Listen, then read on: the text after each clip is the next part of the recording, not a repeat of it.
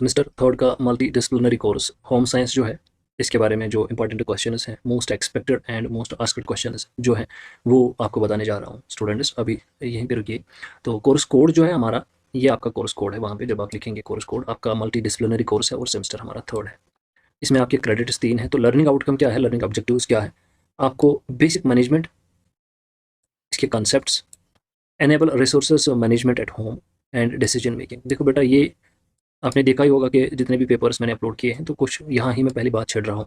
तो जो basic management है और डिसीजन मेकिंग है, ये 2 चीज़ें हैं जिनके बारे में पूछा जाएगा। और मैनेजमेंट जो है आपका, तो बेसिक इसमें आता है।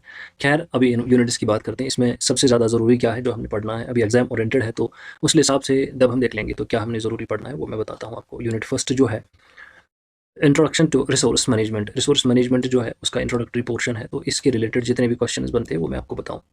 यहाँ से आप कंसेप्ट पढ़िएगा और स्कोप ऑफ मैनेजमेंट पढ़िएगा। एक तो आप यहाँ कंसेप्ट और आपका स्कोप ऑफ मैनेजमेंट पढ़िएगा। अगर इसमें इंपॉर्टेंस भी है, ऑब्जेक्टिव्स आपको है, तो दोनों आ सकते हैं, वो इसी में आएंगे।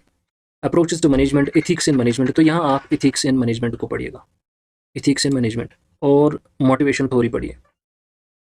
Understanding meaning classification and characteristics of resource, तो यहाँ से आप meaning classification and characteristics of resources पढ़िए।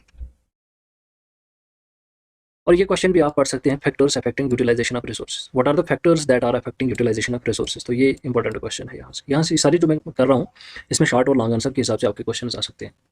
ये छोड़ सकते हैं आप, यहाँ जो मैंने छोड़ा वो छोड़ सकते हैं आप। यूनिट सेकंड जो है मैनेजमेंट का, मैनेजमेंट ऑफ रिसोर्सेज, तो पहला आपको इंट्रोडक्शन था, उसके बाद में मैनेजमेंट कैसे किया जाएगा रिसोर्सेज का, तो इसमें से जो क्वेश्चन आ जाएगा, इसमें availability and management of specific resources by an individual family छोड़ दीजिए।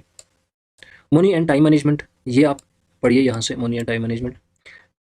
एनर्जी एंड स्पेस मैनेजमेंट छोड़ सकते हैं। Application of management process in event planning and execution, तो ये पढ़िएगा। इसमें 2 छोड़ सकते हैं आप, 2 पढ़ सकते हैं। तो यूनिट नंबर 4 जो है, functions of management and overview.